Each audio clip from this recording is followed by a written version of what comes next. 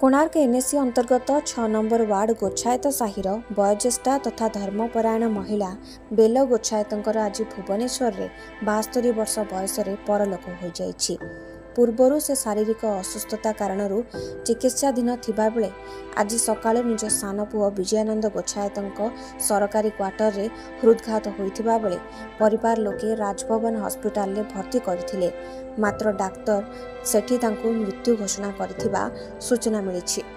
तांको मृत्यु परे परिवार लोके तांको मर शरीर को कोणार्क स्थित निजस्व बासभवन को आनिबा परे सेठारे तांको परिवार बंधु और प्रियजन उपस्थित रे शेष दर्शन परे पुरी स्वर्गद्वार ठारे अंतिम सत्कार करा जायथिला। बड़पुओ राजकिशोर गोछायत मुखाग्नि देथिबा बेले परिवार अन्य सदस्य माने सेठारे उपस्थित थिले।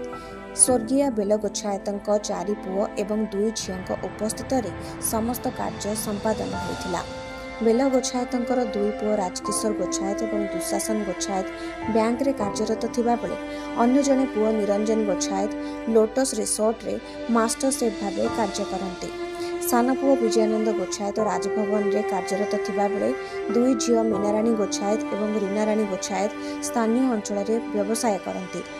तेबे बेल गोछायत जने धर्मपरायण महिला होइथिबारु तांको अंतिम दर्शन पाई कोणार्क स्थित बासभवन रे गहली देखा मिलता।